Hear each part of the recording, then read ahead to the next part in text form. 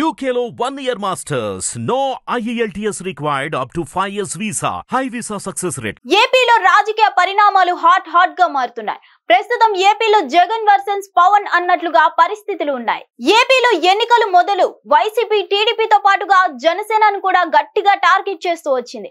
ఇంకా చెప్పాలంటే పవన్ నే జగన్ నుంచి అంత విపరీతంగా విమర్శిస్తూ వచ్చారు. జగన్ అయితే పవన్ వ్యక్తిగత జీవితంపై కూడా ఘాటైన వ్యాఖ్యలు చేశారు. దానికి తోడు అన్నట్లుగా వైసీపీ ఫైర్ బ్రాండ్లు కూడా పవన్ మీద అనుచితమైన వ్యాఖ్యలు చేసేవారు. అలా పవన్ తో పాటు ఆయన వెనుక ఉన్న బలమైన సామాజిక వర్గానికి వైసీపీ గిట్టనిదే అయిపోయింది. సాధారణంగా చూస్తే పవన్ ఫక్తు పొలిటీషియన్ కాదు. ఆయనకు రాజకీయ వైరాలు ఎవరితోనూ లేవు. అలాంటి పవన్ కి కోరి కిలికి అగర్భ శత్రువుగా వైసీపీ మార్చుకుంది. పవన్ లో ఎంతలా పట్టుదల పెంచిందంటే ఎంత తక్కువ సీట్లైనా తీసుకొని పొత్తుకు సిద్ధపడేటట్లుగా. మొత్తానికి వైసీపీని గద్దె దింపాలన్న ఏకైక అజెండాతోనే 2024 ఎన్నికల్లో పవన్ బరిలోకి దిగారు. అలా తాను అనుకున్న లక్ష్యాన్ని ఆయన నెరవేర్చుకొని పొలిటికల్ హీరోగా నిలిచారు. పవన్ 2 సీట్లలో ఓటమి పాలయ్యారు. ఆయన ఏం చేయగలరు అని వెటకారమాడిన వైసీపీ గొంతుకలన్నీ మూగబోయేలా పవన్ కూటమి కట్టించి మరి ఫ్యాన్ పార్టీ ఆట కట్టించారు.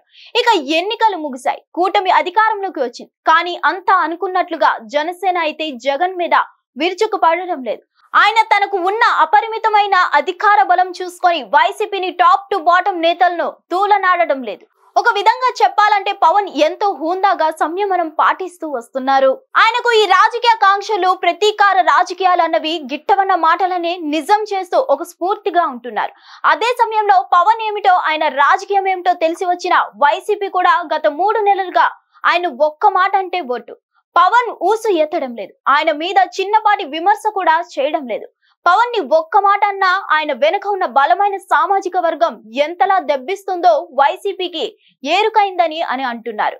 దాంతో పాటుగా పవన్ వైపు నుంచి కూడా ఏ విధంగానూ ప్రతీకార రాజకీయాలు లేవు.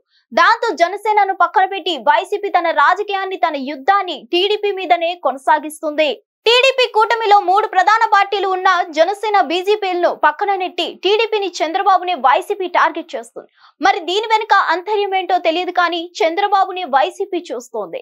ఆయన మీదనే అస్త్ర శాస్త్రాలు ప్రయోగిస్తుంది. పవన్ మైనస్ బాబుని ఢీకొట్టడం వెరీ ఈజీ అనుకుంటుందా? లేక ఏ రోజుకైనా బాబు నుంచి పవన్ వేరుపడతారని భావిస్తుందా?